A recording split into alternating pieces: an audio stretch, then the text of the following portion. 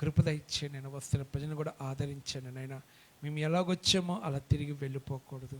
కృపనిచ్చినైనా మా హృదయాల్లో ఒక మార్పును, ఒక దేవుని భయముతో ఇక్కడి నుంచి వెళ్తానికి సహాయం చేసినైనా మీరే మహిమ పొందుకోమని యేసు నామములో ప్రార్థన చేసి పొందుకున్నాం తండ్రి, ఆమేన్. ప్రభునామానికి స్తోత్రానికి కూడి వచ్చిన మీ అందరికీ, నా అందరికీ ఆహ్వానించిన అయ్యగారికి, అమ్మగారికి, సంఘ పెద్దలందరూ కూడా వందనాలండి. ఈరోజు మన వాక్య అంశం ఏంటంటే వేరుపరచుట. దేవుడు మనల్ని ఎందుకు ఈ లోకముల నుంచి వేరు చేశాడు?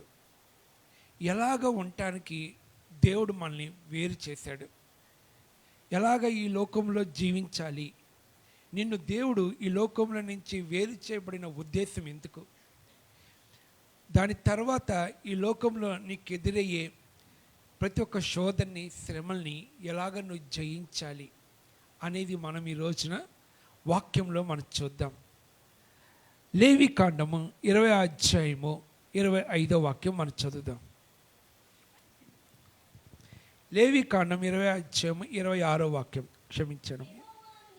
యెహోవా అను నేను పరిశుద్ధుడను, మీరు నా వారై ఉండునట్లు అన్య జనుల నుండి నేను మిమ్మల్ని వేరుపరిచితిని అంటున్నాడు. హల్లెలూయా. ప్రభు అంటున్నాడు, మొట్టమొదటిగా నేను పరిశుద్ధుడిని, మీరు నా ప్రజలు. అందుకని అన్య జనుల నుంచి, అంటే ఈ లోకముల నుండి నేను మిమ్మల్ని వేరుపరిచితిని అంటున్నాడు అనమాట. ఎందుకు వేరుపరిచాడు? వేరుపరిచి ఎక్కడికి నిన్ను నన్ను తీసుకొని వెళ్ళాలని ఆశ కలిగి ఉన్నాడు. చూద్దాం. అదే లేవికాండం 24వ వాక్యం కూడా చదువుదాం. 20వ అధ్యాయం 24వ వాక్యం కూడా చదువుదాం. నేను మీతో చెప్పిన మాట ఇదే, మీరు వారు భూమిని స్వాస్థ్యముగా పొందుతురు, అది అనగా పాలు తేళ్లు ప్రవహించు ఆ దేశమును మీకు స్వాస్థ్యముగా ఉండునట్లు దాని మీకు ఇచ్చెదను. జనములో నుండి మిమ్మును వేరుపరిచిన మీ దేవుడు యెహోవాను నేనే అంటున్నాడు. హల్లెలూయా. ఎందుకు వేరుపరిచాడు అంటే నీకు నాకు పరలోకం ఇస్తానికి దేవుడు వేరుపరిచాడు. పాలు తేళ్లు ప్రవహించే దేశానికి నిన్ను నన్ను తీసుకొని వెళ్తానికి ఆయన నిన్ను నన్ను వేరుపరిచాడు. వేరుపరచబడిన మన జీవితాలు ఎలాగ జీవించాలి? ఈరోజు నువ్వు రక్షించబడ్డావు, బాప్టిజం తీసుకున్నావు, నీ జీవితము ఈ వాక్యం ఇప్పుడు చెప్తున్న వాక్యానుసారంగా, ప్రభు నీతో నాతో మాట్లాడుతున్న ఆ వాక్యానుసారంగా ఉందో లేదో గమనించుకుందాం. అలా లేకపోతే ఈ మధ్యాహ్న కాల సమయంలో మనము సరిచేసుకుందాం, పరిశుద్ధపరుచుకొని ఆయన నడిపించే మార్గంలో మళ్ళీ తిరిగి ప్రయాణం చేద్దాం. హల్లెలూయా. లేవికాండం 20వ అధ్యాయము 26వ వాక్యం చదువుదాం. యెహోవా అను నేను పరిశుద్ధుడును, మీరు నా వారై ఉండినట్లు. చాలండి. 26 అమ్మా, 26 చదువు, మళ్ళీ చదువు. మీరు నాకు పరిశుద్ధులై ఉండవలెను అంటున్నాడు. అంటే మొట్టమొదటిగా దేవుడు నిన్ను నన్ను వేరుపరిచింది దేనికోసం అంటే పరిశుద్ధంగా ఉండటానికి దేవుడు నిన్ను నన్ను వేరుపరిచాడు. ఈరోజు నీ జీవితంలో చాలా కృపావరాలు ఉండొచ్చండి. అంటే దర్శనం చెప్పే వరం ఉండొచ్చు, ప్రవచనం చెప్పే వరం ఉండొచ్చు, వాక్యం చెప్పే కృప ఉండొచ్చు. నేను ఇలా చూడగానే అన్నీ నీ గురించి దేవుడు బయలుపరిచి చెప్పే కృప నీకు ఉండొచ్చు. ఎన్ని నీకున్నా నీ జీవితంలో పరిశుద్ధి కలిగి నువ్వు జీవిస్తున్నావా? పరిశుద్ధంగా నువ్వు ఉండగలుగుతున్నావా? నీ ఇంట్లో సినిమాలు సీరియల్ మానేసావా? ఈరోజు చూడ, ఒక రోజున యేసేపుకి ఒక కళ వచ్చినప్పుడు వాళ్ళ అన్నలతో చెప్తున్నాడు, ఇదిగో నా పని నిలబడి ఉంది, మీరందరూ చుట్టూరు కొన్ని పనులు నిలబడ్డాయంటే వాళ్ళ అన్నలు వెంటనే అంటున్నారు, అంటే నువ్వు మమ్మల్ని ఏలువాడుగా ఉంటావా ఏంటి అంటాడు. అంటే అలా అన్నలకు కూడా కళకి అర్థం చెప్పే కృప ఉంది. కానీ వాళ్ళ అన్నలు ఎలాగున్నారు? పెద్ద కుమారుడు చూస్తే వ్యభిచారి, ఇంకొకటి చూస్తే నరకంతకుడు. కానీ వాళ్ళ జీవితంలో పరిశుద్ధత ఉందండి? పరిశుద్ధత లేదు వాళ్ళ జీవితంలో. అంటే నీకు కృపావరాలు ఉండొచ్చు, కానీ దేవుడు ఇష్టమైంది ఏంటంటే ఆ కృపావరాలు నిన్ను పరలోక రాజ్యం చేర్చలేదు, కానీ పరిశుద్ధత కలిగి నువ్వు జీవించాలి. ఫస్ట్ ఈ లోకంలో నీకు ఎన్ని గిఫ్ట్స్ ఉన్నా కూడా కుదరదు, అవి కావాలి. అన్నిటికంటే శ్రేష్టమైంది ఏంటంటే అమ్మా పరిశుద్ధత. పరిశుద్ధత లేకపోతే నువ్వు పరలోక రాజ్యంలోకి, ఆ పాలు తేలి ప్రవహించే దేశానికి నువ్వు వెళ్ళలేవు. హల్లెలూయా. అదే 22 వాక్యం కూడా చూద్దాం. లేవికాండం 20 అధ్యాయం 22 కూడా చూద్దాం. కాబట్టి నేను నివసించినట్లు ఏ దేశమును మిమ్మల్ని తీసుకొని పోవచ్చున్నానో ఆ దేశము మిమ్మల్ని కక్కివేయకుండానట్లు మీరు నా కట్టడన్నిటిని, నా విధులన్నిటిని అనుసరించి నడుచుకోవాలి అంటున్నాడు. అంటే ప్రభు నేను ఎక్కడికి తీసుకొని వెళ్ళినా కూడా ఆ ఆచారాల పద్ధతులు నీలో కనపడకూడదు. కక్కి వెయ్యొద్దు అంటే ఏంటంటే కుక్క తిని తన వాంతికి చేసుకుంటుంది, అక్కడ చేసుకొని వెళ్ళిపోయి మళ్ళీ వచ్చి అదే కక్కిన వామిటింగ్ని అది తినిద్ది అనమాట. అంటే నువ్వేదైతే నీ పాపాన్ని కక్కివేసావో, కక్కివేసి దేవుని కోసం నువ్వు నిలబడ్డావో, దేవుడిని ఇక్కడి నుంచి వేరే ప్రాంతానికి ఉద్యోగం నిమిత్తమో, లేకపోతే చదువు నిమిత్తమో, లేకపోతే ఇంక వేరే చోటుకి ఎక్కడికి నేను దేవుడిని తీసుకొని వెళ్ళినప్పుడు నువ్వు ఏదైతే కక్కావో అది మళ్ళీ నువ్వు దాని దగ్గరికి వెళ్ళొద్దు. ఇదిగో వాక్యాన్ని అనుసరించి నడుచుకో అని దేవుడు చెప్తున్నాడు. ఈరోజు నువ్వు రక్షించబడ్డావు, నువ్వు వేరుపరచబడ్డావు, మరి నువ్వు వాక్యానుసారంగా జీవిస్తున్నావా? వాక్యానుసారంగా నువ్వు నడవగలుగుతున్నారా? ఈ రోజుల్లో ఒక్కసారి మీకుగా మీరు పరీక్షించుకోండి. ఎలాగా మీరు జీవిస్తున్నారు, నడుస్తున్నారు వాక్యానుసారంగా? మొన్న ఎలక్షన్స్ జరిగినాయి. నేను దేవుని కృపను బట్టి నాకు ఒక 23 గ్రామాలు ఇచ్చాడు దేవుడు. మీరు నమ్ముతారా నమ్మరు? ఆ 23 గ్రామాల్లో పంచాయతీ ఎలక్షన్స్లో నా దగ్గర ప్రేయర్కి వచ్చే వాళ్ళందరూ డబ్బులు తీసుకున్నారండి. అందరూ తీసుకున్నారు, ఎవరిని వదిలిపెట్టలే. మా వాళ్ళు అయితే అటు ఇచ్చే డబ్బులు ఇటు ఇచ్చే డబ్బులు ఇద్దరి దగ్గర తీసుకున్నారు.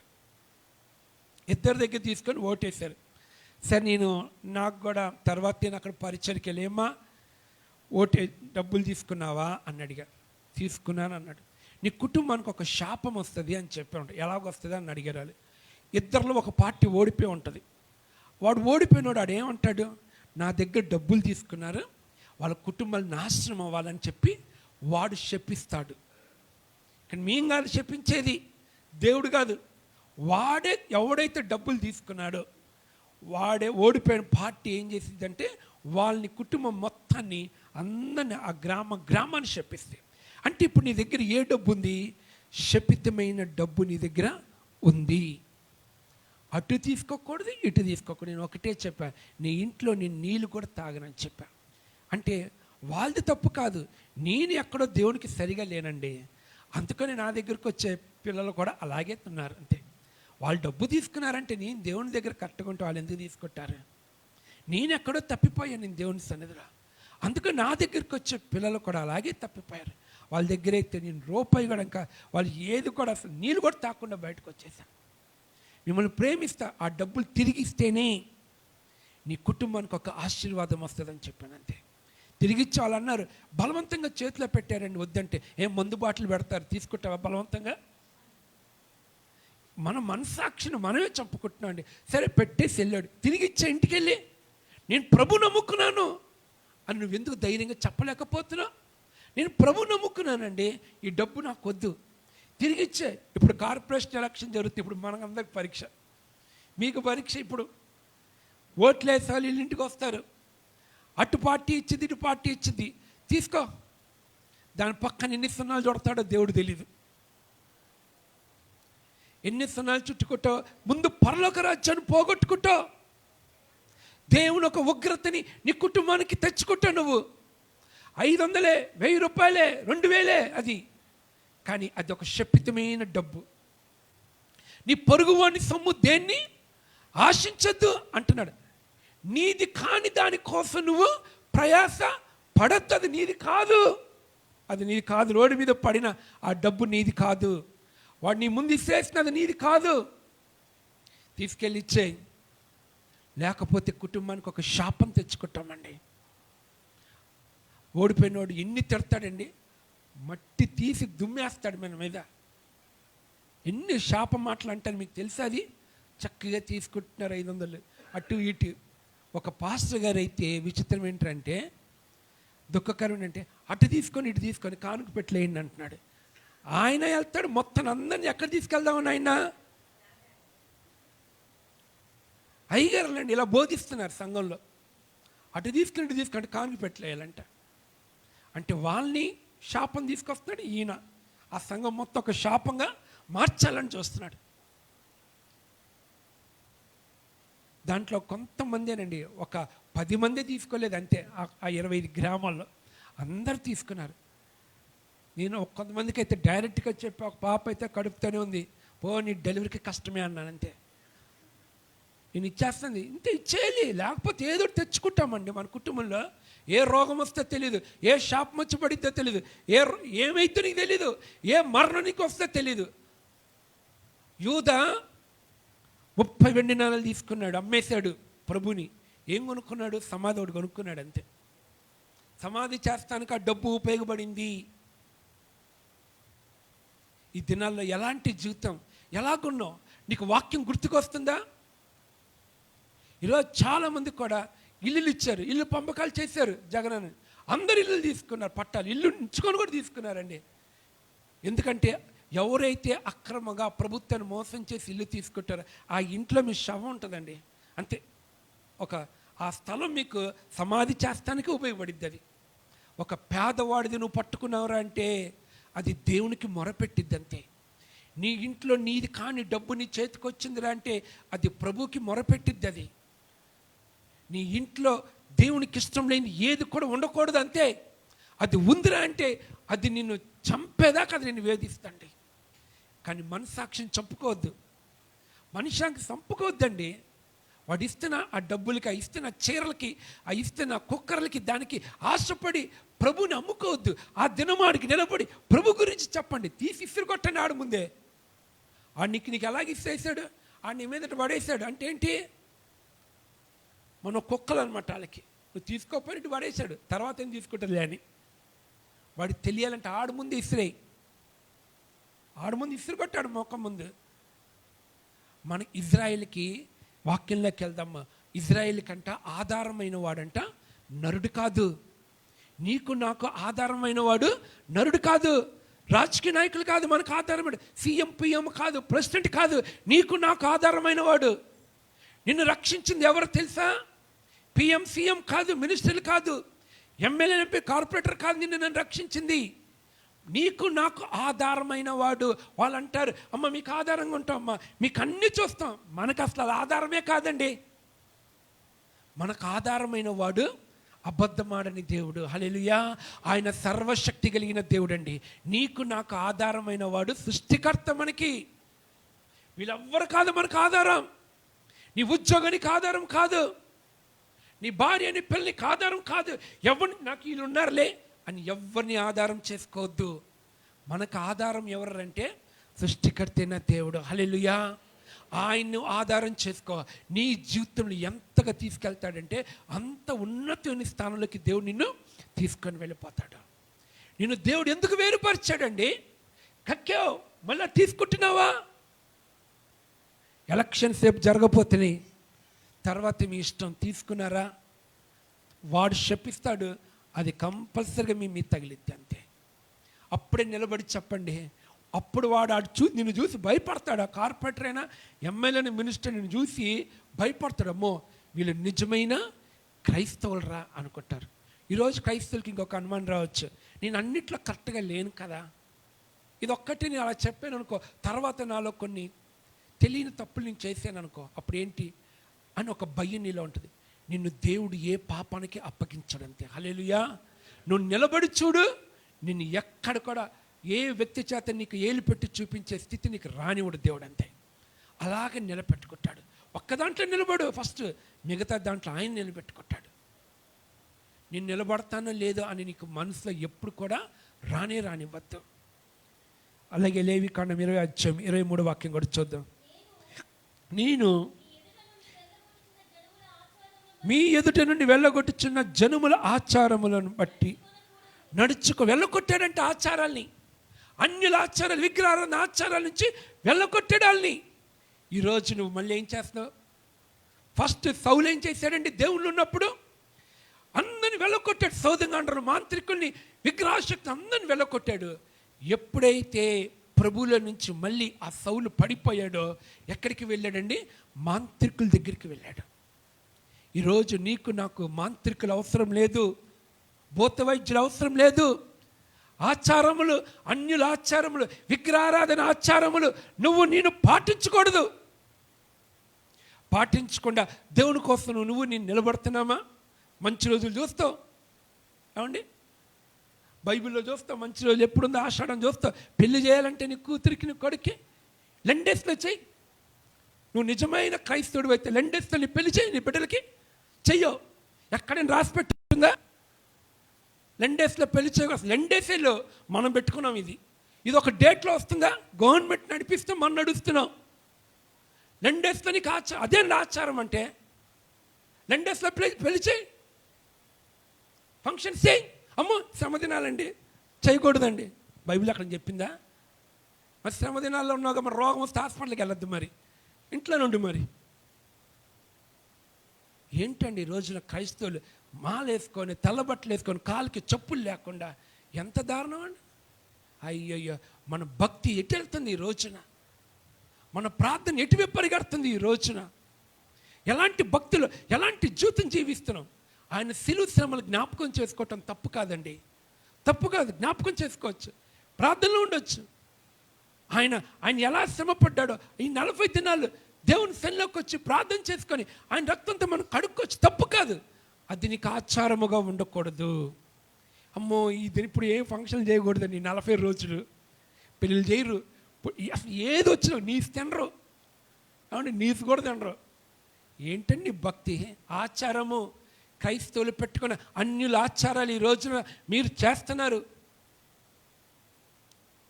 నేను లెండేస్లోనే పెళ్లి చేస్తున్నానండి, నాకేం కాలేదు. నేను లెండేస్లో పెళ్లి చేసుకున్నా, మరి నాకేం కావాలి? మరి మీకేంటి అంత భయం? పాపం అంటే భయం లేదు, కానీ అమ్మో ఈ శ్రమ దినాల్లో ఏమైనా చేసుకుంటే ఏమైనా అయిపోతానేమో, ఏదో భయం, ఏదో కీడు వస్తుందని. అరే ఆల్రెడీ అసలు ఈ ఆచారం స్టార్ట్ చేయటమే నీ ఇంటికి ఒక దరిద్రం తెచ్చుకున్నట్టే. ఈ రోజున అన్యుల ఆచారాలు మనము పాటించకూడదని దేవుడు క్షుణ్ణంగా చెప్తున్నాడు. ఎలాంటి భక్తి నువ్వు చేస్తున్నావు, ఎలాంటి జీవితంలోకి నువ్వు పరిగెడుతున్నావు ఈ రోజున ఆలోచించుకోండి. నువ్వు దేవుని పక్షాన్ని నిలబడ్డావా? నువ్వు జీవిస్తున్నావు ఒక్కసారి జ్ఞాపకం చేసుకోమంటున్నాడు దేవుడు. అదే ఎఫెసీయులకు రాసిన పత్రిక 3వ అధ్యాయము 18వ వాక్యం మనం చదువుదాం.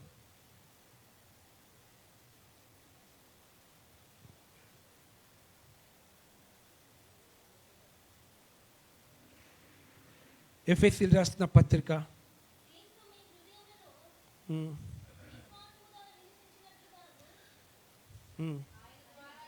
3:18 ఆయన ద్వారానే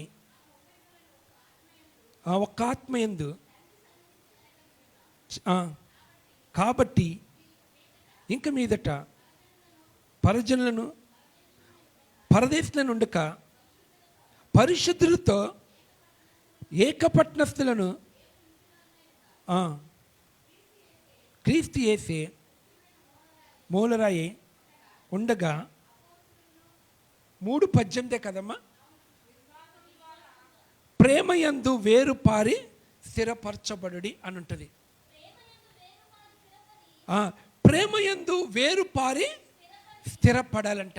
అంటే దేవుని ప్రేమలో, పరిశుద్ధులతో, సేవకులతో, దేవుని ప్రేమయందు, విశ్వాసములో ప్రేమ పారాలి. ఈ రోజున నీ సహవాసం ఎవరితో ఉంది? ఏ తమ్ముడా, ఎవరితో మనకి సహవాసం చేస్తున్నాం? ఎవరి వైపు మనం పరిగెడుతున్నాము? ఎవరి ప్రేమలోకి మనం పరిగెడుతున్నాము? ఈ రోజున సేవకులను నువ్వు ప్రేమిస్తున్నావా? సేవకులకి మీకు ఒకరి పట్ల ఒకరి ప్రేమ ఉందా? సంఘంలో వస్తున్న ఐక్యత, సహోదర ఐక్యత కలిగి సంఘంలో జీవిస్తున్నావా? వేరు పొంగి పొరులుతుందా దేవుని ప్రేమ? ఈరోజు నీ హృదయంలో దేవుని ప్రేమ అల్లాడుతుందా? ఈ రోజున మనకి క్రైస్తవులకి ఒకటి ఉందండి. ఏంటంటే మనం క్షమిస్తానంటాం, కానీ వాడు ఏం చేస్తాడో నీకు ఇంకా జ్ఞాపకం ఉంటుందండి. అవునా కదా? మాట్లాడతావు, వాళ్ళ ఇంటికి ఫంక్షన్కి వెళ్తావు, వాళ్ళ నీ దగ్గరికి వస్తారు, అంత బాగానే ఉంటుంది. కానీ నువ్వు అంటావు, వాళ్ళు నాకేం చేశారో ఇప్పటికి గుర్తే ఉందండి అని అంటావు. ఓ, నీలో ప్రేమ లేదని అర్థమా? దేవుడు అంటాడు, తూర్పుకి పడమరకి నీ పాపం నేను విసిరివేసి ఇంక నేను ఎన్నడూ జ్ఞాపకము చేసుకోనంటావు. నువ్వు క్షమించాను అని అంటే వాళ్ళు ఏ పాపం చేశారో ఇంకా నీకు గుర్తుందిరా అంటే, ఒక చెల్లి అంటుంది, వాళ్ళ వాళ్ళ వాళ్ళ పెద్దత్తయ్య ఎప్పుడో ఏదో ఒక మాట అనిందండి, చాలా బాధ కలిగిన మాట అనింది. సరే, నాకు ఇప్పుడు చాలాసార్లు చెప్పింది ఏమనిందో, కానీ వాళ్ళ పెద్దత్తకి ఏమైనా కూడా తన దగ్గరుండి అన్నీ చేసింది, మంచి ప్రేమగానే చూపిస్తుంది. కానీ ఆమె ఏమనిందో అది మట్టికి తను మర్చిపోలేకపోతుంది. నేను అప్పుడు అనుకున్నాను, ఆమె చెప్పిన మాట నాతో దేవుడు మాట్లాడినట్టుంది. నేను మర్చిపోయానా? నేను కూడా మర్చిపోయానా? నేను మర్చిపోలేదండి, నాకు గుర్తున్నాయి. ఎవరెవరు నాకేం చేశారో అన్నీ గుర్తున్నాయి నాకు. కానీ నేను వాళ్ళని ప్రేమిస్తాను, వాళ్ళ ఇంటికి వెళ్తాను, ప్రార్థన చేస్తాను, అన్నీ చేస్తాను. వాళ్ళ ముఖం చూడగానే వాళ్ళు ఏమన్నారో నాకు ఫస్ట్ గుర్తుకొచ్చేది అదే. నేను ఆ పాప నేను అంటాం కాదు, కానీ ముందు నాకు ఆ పాప అన్నప్పుడు దేవుడు అసలు నేను మర్చిపోయానా అని అనిపించింది. ఈరోజు నువ్వు మర్చిపోయావా? దేవుడు నిన్ను వేరుపరిచాడు దేవుడు లోకంలో నుంచి. ఎందుకు వేరుపరిచాడు? ఇంకా నిన్ను ఆయన ఎలాగా నీ పాపంని జ్ఞాపకం చేసుకోలేదో, నువ్వు కూడా నిన్ను ద్వేషించిన వాళ్ళని, దూషించిన వాళ్ళని, గాయపరచిన నువ్వు కూడా జ్ఞాపకము చేసుకోనకూడదు. నీలో ఏముండాలండి? దేవుని ప్రేమే పొంగి పొర్లుతా ఉండాలి. హల్లెలూయా, హల్లెలూయా. ఎఫెసీయులకు రాసిన పత్రిక 4వ అధ్యాయము 17వ వాక్యం చూద్దాం. కాబట్టి అన్యజనులు నడుచుకున్నట్లు నడుచుకొనవద్దని ప్రభువునందు. ఎవరి వల్ల నడుచుకోవద్దు అంటున్నాడండి? అన్యజనుల వల్ల మీరు కూడా నడుచుకోవద్దు అని, ఇంకా మీదట నడుచుకోవద్దు అంటున్నాడు. అంటే ఈ రోజున నువ్వు ప్రభు వాక్యానుసారంగా నువ్వు నడుస్తున్నావా? అన్యజనులు అంటే వాళ్ళంటి సినిమాలకు వెళ్తారు, సీరియల్ చూస్తారు, లోకల్ అమ్మాయిలతో తిరుగుతారు, తాగుడు, సిగరెట్, మందు, స్నేహితులు, చెడు స్నేహితులు అందరితో కలిసి జీవిస్తారు. వాళ్ళతో నువ్వు వెళ్ళొద్దు, వాళ్ళతో నువ్వు సహవాసము చేయకూడదు. ఈరోజు నువ్వు కాలేజీకి వెళ్తున్నావు, స్కూల్స్కి వెళ్తున్నావు, ఆఫీస్కి వెళ్తున్నావు, అన్యజనులు ఉంటారు, విగ్రహారాధికులు ఉంటారు, లోకస్తులు ఉంటారు. కానీ వాళ్ళతో నువ్వు నడవద్దు, వాళ్ళతో నువ్వు నడుచుకోవద్దు. మాట్లాడటం తప్పు కాదు, మాట్లాడితే దేవుని గురించే, ఏదైనా ఉందా ఆ సబ్జెక్ట్ గురించే, ఆ ఉద్యోగం పని నిమిత్తమే. నువ్వు వాళ్ళ ఇంటికి భోజనానికి వెళ్ళకూడదు. అన్యజనుల ఇంటికి మనం భోజనానికి కూడా పిలిచినా కూడా వెళ్ళకూడదు. వెళ్తున్నారా? నీ ఇంటి పక్కన వాళ్ళు ఉన్నారు, అన్యులు పిలుస్తున్నారు, వెళ్తున్నారా? మారు మనసు రక్షణ పొందిన వాళ్ళే అన్యజనులండి. మారు మనసు ఎవరైతే ఇంకా రక్షణ పడలేదు వాళ్ళు అన్యులంటే వాళ్ళు తెలియదు దేవుడు. ఎవరైతే ప్రార్థనకు వచ్చి ఇంకా బాప్టిజం తీసుకోకుండా, ఇంకా రక్షించబడకుండా, వాక్యం విని అలవాటు పడి వెళ్ళిపోతున్నారో వాళ్ళే అన్యజనులు. వాళ్ళతో పాటు నడవకూడదు, వాళ్ళ ఇంట్లో ఫంక్షన్కి వెళ్ళకూడదు, వాళ్ళ ఇంట్లో మనం భోజనం కూడా చేయకూడదు. ప్రేమించాలి. ఎందుకు చెప్పిన తినకూడదు అంటున్నాను? వాళ్ళు ప్రభుని అంగీకరించలేదు. హల్లెలూయా.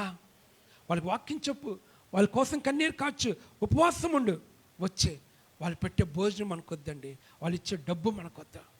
మనకి కావాల్సిన ఏం తెలుసండి? ఆత్మలు కావాలి. హల్లెలూయా, హల్లెలూయా, హల్లెలూయా. 4:22 కూడా చూద్దాం. ఎఫెసీయులకు రాసిన పత్రిక 4:22. కావున మునుపటి ప్రవర్తన విషయంలో అయితే చెడిపోవు వదులుకొని చాలండి. మునుపటి ప్రవర్తన విషయంలో అయితే, మునుపటి మనం ఎలా జీవించామండి? మోసకరంగా జీవించాం, దురాశలతో జీవించాం, చెడిపోయాం. మనము ప్రాచీన స్వభావం వదులుకోవాలి ఈ రోజున, ప్రాచీన అలవాట్లు వదులుకోవాలి ఈ రోజున.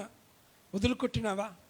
ఒకప్పుడు నీ ప్రవర్తన విషయంలో అయితే మోసం చేసాం అనేక మందిని, దురాశ సంపాదించడం డబ్బుని. కఠినమైపోయింది హృదయం, కానీ దేవుడు దాని నుంచి విడిపించాడు. విడిపించి ఇప్పుడు నీ ప్రవర్తన ఎలాగుంది? మళ్ళీ పరీక్షించుకో. దేవుడు నిన్ను వేరుపరిచాడు, మరి ఈ క్రియలు నీళ్ళు ఇంకా కనపడుతున్నాయా? ఒక్కసారి నువ్వు పరీక్షించుకొని దేవుని సన్నిధిలో నిలబడమని. 24వ వాక్యం కూడా చూద్దామా. నీతియు యథార్థమైన భక్తి గలవారై దేవుని పోలికగా సృష్టింపబడిన ఏ స్వభావాన్ని ధరించుకోవాలంటండి? నవీన స్వభావాన్ని ధరించుకోవాలి. అంటే ఏంటి? నీతిమంతురాలుగా ఉండాలి, నీతిమంతుడిగా ఉండాలి, యథార్థత కలిగి ఉండాలి, భక్తి గలవారై ఉండాలి. దేవుని పోలికగా, మనం ఎవరు పోలికండి? దేవుని పోలికగా సృష్టింపబడిన మనము. నువ్వు ఎవరు పోలికండి? ఎవరు పోలిక తమ్ముడా? ఎవరు పోలిక కలిగి జీవిస్తున్నావు మనం? నువ్వు దేవుని పోలికగా ఉన్నావా? ఒక్కసారి ఆలోచించండి. దేవుని పోలిక నీలో కనపడుతుందా? ప్రతిసారి వచ్చినప్పుడు ఇలాగే తిడుతున్నానని బాధపడద్దు. నాకు అట్టగే కనపడుతున్నారు మీరు. ఆయన పోలికలో ఒక్కటే నేను విడిచిపెట్టారు అంటే ఎవరు కూడా విడిచిపెట్టట్లేదు. బాప్టిజం తీసుకుని రక్షించబడ్డాం, ఇంకా మనం కడియాలు వేసుకుంటూనే ఉన్నాం, టాటూస్ కొట్టించుకుంటూనే ఉంటున్నాం. ఏమండి, మనం ఇంకా బొట్లు పెట్టుకుంటూనే ఉంటున్నాం. ఏమండి, ఇంకా మనం మేకప్లు వేసుకుంటూనే ఉంటున్నాం, ఇంకా లిప్స్టిక్లు రాసుకుంటూనే ఉంటున్నాం. ఏమండి, అయ్యో నువ్వు ఎవరు పోలికండి? దేవుని పోలికి అసలు ఆయన 10,000 అతిస్తున్నాడు, ఆయన ఒక్కటేని రాశాడండి. అసలు నువ్వు ఎవరు పోలికండి? దేవుని పోలికకి ఇంకా వేరేది అవసరం ఉందా? ఆయన 10,000 సుందరుడు. నీకెందుకండి మనకి మేకప్లు? ఇంట్లోకి వెళ్తే ఒక రో అంతా కిట్ ఉంటుంది, మేకప్ కిట్టే ఉంటుంది. ఇంకా రేపు పెళ్ళిళ్ళు చేసేటప్పుడు బ్యూటీ పార్లర్ని పిలుస్తారు ఇంటికి, ఇక్కడి నుంచి ఇక్కడి దాకా గోరింటాకులు. నువ్వు ఏ పోలికలో వెళ్తున్నావో ఆలోచించుకో. ఐబ్రోస్ కట్ చేసుకోవటం, జుట్టు కత్తిరించుకోవటాలు. అర్రే ఏంటండి ఎటుపోతుంది ఈ లోకము? క్రైస్తత్వం ఎటు వెళ్తుందండి ఈ రోజున? ఎటు పరిగెడుతున్నాం ఈ రోజున మనము? నీ పిల్లల్ని ఎలా పెంచుతున్నావు? ఎలాంటి డ్రెస్సింగ్? జీన్స్ ప్యాంట్లు, పొట్టి పొట్టి సక్కాలు, టీషర్ట్లు. ఈరోజున అసలు ఆడపిల్లలకి అసలు ఏంటి చున్నీలు కూడా వేసుకోవట్లేదండి. బరువు అయిపోయింది ఈరోజున చున్నీ కూడా. ఒక చర్చిలో అంట ఒక పాస్టర్ చున్నీ లేకపోతే బయటికి గెంటేసాడంట. మాస్క్ లేకపోతే స్కూల్లోకి ఒక్కరిని కూడా రానివ్వట్లేదండి. కాలేజీలో స్కూల్స్లో అండి చున్నీ వేసుకోకపోయినా మాస్క్ వేసుకోకపోయినా కాలేజీలో స్కూల్స్లోకి రానివ్వట్లేదంట. మన చర్చిలోకి ఎలాగొస్తున్నాం మనం ఈ రోజున? ఏ అవతారంతో వస్తున్నాం? కాలేజ్కి వెళ్ళినప్పుడు ఒక డ్రెస్ కోడ్ ఉంది, చక్కగా యూనిఫామ్ ఉంది. మరి చర్చికి వచ్చినప్పుడు కాలేజీలో మంచిగా బాగుంది, పరిశుద్ధంగా కనపడుతుంది, అన్నిట్లో బాగానే ఉంది. మరి చర్చిలోనే ఏంటి మరి? చున్నీ వేసుకోరు. ఏంటండి ఎట్టుపోతుంది? మనం ఎలాగెళ్తాం? ఈ పిల్లల్ని మీరు ఎలా తయారు చేస్తున్నారు తల్లిదండ్రులుగా? మీ పిల్లల్ని ఏ విధంగా అందంగా చూడాలని కోరుకుంటున్నారు? దేవుడిచ్చిన అందం సరిపోలేదా మనకి? నల్లగా పుడితే ఏంటి, తెల్లగా పుడితే ఏంటండి? దేవునికైనా పరలోక రాజ్యం ఏమన్నాడా? ఏమైనా రాసుకోమన్నాడా? మేకప్ ₹1 కానుకలో ₹100, ఒక్కొక్క చిన్నది వచ్చి 2,000 3,000 ఆయింట్మెంట్లు కొంటావు ముఖానికి. ఒక డబ్బు నీ కష్టాజీతం ఈ ముఖానికి ఇచ్చే బదులు ప్రభుకి ఇవ్వండి. నీ ముఖాన్ని దేవుడు ఆయన పోలికగా మార్చేస్తాడు. అది మటుకి ఒక తల్లి అయితే ₹1 కొనుక్కోటానికి ఆ ముఖానికి మచ్చలు వచ్చింది, డబ్బులు తగ్గిస్తుంది. నేను అన్నాను, నువ్వు దేవుడికి ఇవ్వాలనుకుంటున్నావు కాబట్టి మీ అమ్మకు ఒకటే చెప్పు, అమ్మ నాకు ఇక్కడ మచ్చ వచ్చింది అక్కడ మచ్చ వచ్చింది అని చెప్పమ్మ. మీ అమ్మ నీకు ఎంత కావాలంటే అంత ఇస్తుంది, చక్క దేవుని సన్నిధికి ఇచ్చా అన్న. ఫస్ట్ రాసి ముఖం అంతా పాడైపోయింది, ఇప్పుడు అది తగ్గట్లేదు. ఈ రోజున నీ భక్తి ఎలాగుంది? ఆయన పోలికలు నిన్ను సృష్టించాడు దేవుడు, ఆయన స్వభావం నీలో ఉండాలి. మనకి ఏమీ అక్కర్లేదండి. 4:25 కూడా చూద్దాం.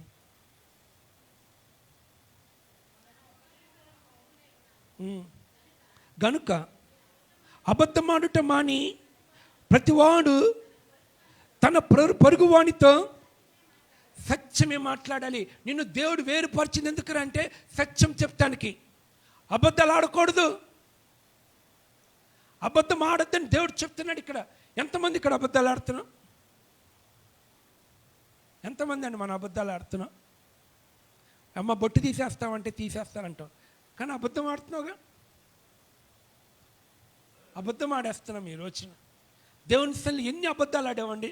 జనవరి 31వ తారీఖున డిసెంబర్ 31వ తారీఖున ఎన్ని అబద్ధాలు ఆడావు దేవుడి దగ్గర? ఆడలేవా? అన్నీ చెప్పావు. జనవరి 1 నుంచి ఇప్పుడు దాకా ఒకటని చేసావా? 2 నెలలు అయింది. డిసెంబర్ 31 తారీఖున దేవుడికి ఎన్ని వాగ్దానాలు చేసావు? దాంట్లో ఒక్కటైనా నువ్వు నిలబడ్డావా? నువ్వు నేనేనా? ఎన్ని అబద్ధాలు ఆడుతున్నావు? సత్యమే పలకాలి. ఎదుటి వ్యక్తితో నువ్వు సత్యం మాట్లాడాలి, నేర్చుకో. నేను దేవుడు లోకం నుంచి ఎందుకు వేరుపరిచాడంటే అబద్ధం ఆడే వాళ్ళకి ఏం జరిగిద్దో కూడా బైబిల్లో చూపిస్తాను. చూడండి, ఎఫెసీయులకు రాసిన పత్రిక 4వ అధ్యాయము 31వ వాక్యం. సమస్తమైన ద్వేషం నీలో ఉందా? ద్వేషం ఉందా? కోపం నీలో ఉందా? క్రోధం నీలో ఉందా? అల్లరి నీలో ఉందా? దూషిస్తున్నావా? సకలమైన దుష్టత్వము మిమ్మల్ని విసర్జించుడి అంటున్నాడు అనమాట. ఏమంటున్నాడండి? విసర్జించమంటున్నాడు. ఏం విసర్జించమంటున్నాడు? అబద్ధము, క్రోధము, అల్లరి, దూషణ ఇవన్నీ విసర్జించు అంటున్నాడు. వదిలిపెట్టి అంటున్నాడు అంతే. ఈ వదిలిపెట్టకపోతే, నీలో కోపం విడిచిపెట్టకపోతే, అల్లరి శాస్త్రం విడిచిపెట్టకపోతే, వ్యర్థమైన మాటలు విడిచిపెట్టకపోతే ఏం జరిగితే చూద్దాం. 4వ వాక్యం కూడా చదవమ్మా. 5:4 ఎఫెసీయులకు రాసిన పత్రిక 5:4. కృతజ్ఞత వచనములని నోట్లో రావాలి. కానీ మీరు బూతులైనను, పోకిరి మాటలైనను, సరసోక్తులైనను ఉచ్చరింపకూడదు. అంటే ఏంటంటే చూడండి, బూతులు, నోరు తెరిస్తే బూతులేనండి. ఇక్కడ ఎంతమంది బూతులు మాట్లాడుతున్నారు? బూతులు మాట్లాడుతున్నారా? బూతులు, తర్వాత సరశక్తులు ఇండైరెక్ట్గా. అంటే అవి ఎలాగుంటే మీకు తెలుసు. సరశక్తులు అంటే అపవిత్రమైన మాటలు, తర్వాత పోకిరి మాటలు, ఇవి ఉచ్చరింపకూడదు. ఏమండి, ఇవి మేము చేస్తూనే ఉంటాం, మాలి కోపం క్రోధం ఉంటూనే ఉంటుంది అని అనుకుంటున్నావా? విడిచిపెట్టకపోతే ఏం జరిగిద్దో కూడా చూడమ్మా. 7వ వాక్యం 6-7 చదవమ్మా. ఎఫెసీయులకు రాసిన పత్రిక 5వ అధ్యాయం 6-7 వాక్యం చదువు. వ్యర్థమైన మాటల వలన ఎవరును మోసపరచుకునిడి, ఇట్టి క్రియల వలన దేవుని ఉగ్రత అవిధేయుల వారి మీదకి వచ్చును గనక అట్టి వారితో నువ్వు స్నేహం చేయొద్దు అంటున్నాడు. ఈ బూతులు మాట్లాడే వాళ్ళు, గొడవలు పెట్టేవాళ్ళు, సంఘములో సేవకుల మీద తిరగబడే వాళ్ళ మీదకి, పోకిరి మాటలు, సరశక్తులు మందిలోకి వచ్చి వీళ్ళ గురించి వాళ్ళ గురించి మాట్లాడే వాళ్ళకి మీరు ఏమొస్తుంది తెలుసా? దేవుని ఒక ఉగ్రత వచ్చింది. జాగ్రత్త. నేను చెప్పట్లా, బైబిల్ చెప్తుంది. ఇట్టి క్రియల వలన దేవుని ఉగ్రత, ఎవరైతే ఇలా మాట్లాడుతున్నారో అవిధేయులు వాళ్ళ మీదకి దేవుని ఒక ఉగ్రత దిగిద్ది. ఈరోజు నీకు ఉగ్రత కావాలా? విడిచిపెడతావు నీ పాపాన్ని. మాట్లాడతావు ఇంకొకరి గురించి, సేవకుల గురించి మాట్లాడతావా? నీ పక్కన వాళ్ళ గురించి చెడుగా మాట్లాడతావు. ఇద్దరు గెలిస్తే చాలు. ఈరోజు నువ్వు ఎలాంటి మాటలు మాట్లాడుతున్నావు? నీ మాటల వల్ల ఎంతమంది నాశనం అయిపోతున్నారు, ఎంతమంది జీవితాలు పతనం చేసుకుంటున్నారు నీ మాటల వలన. దేవుని యొక్క ఉగ్రత నీ మీదకి వస్తుంది. జాగ్రత్త. నిన్ను దాంట్లో నుంచి దేవుడు వేరుపరచడానికి ఇష్టపడుతున్నాడు. ఈరోజు నిన్ను వేరుపరిచాడు, కానీ తిరిగి నువ్వు అదే పాపంలో ఈరోజు నువ్వు ఉన్నావా? అదే బలహీనతలో నువ్వు ఉన్నావా? ఆలోచించుకోండి. ఎలాగ మీరు జీవిస్తున్నారు, ఎలాగ మీరు బతుకుతున్నారు, ఒక్కసారి మీగ్గా మీరు పరీక్షించుకోండి. చూడండి,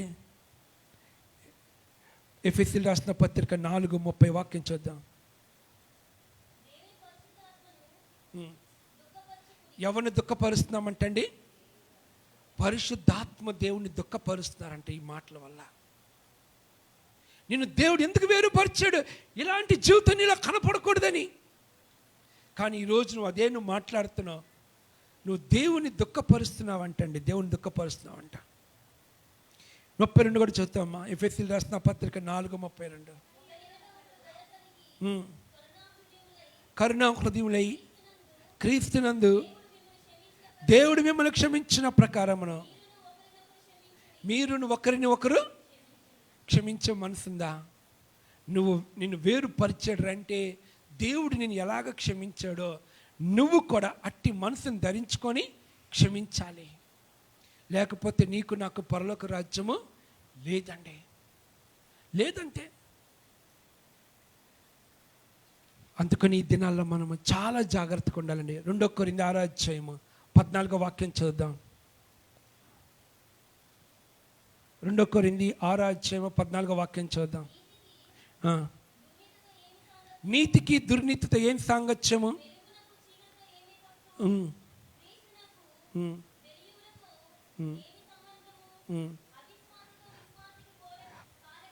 అవిశ్వాసులతో విశ్వాసికి జోడెక్కడిది?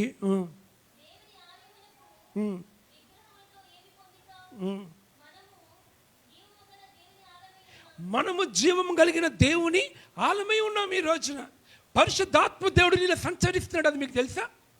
పరిశుద్ధాత్మ దేవుడు అంటండి మనలో ఉండంట ఆయన సంచరిస్తూ ఉంటాడంటండి. ఆయన లోపల తిరుగుతూ ఉంటాడు. ప్రతి ఒక్క పార్ట్లోకి ఆయన తిరుగుతూ ఉంటాడు.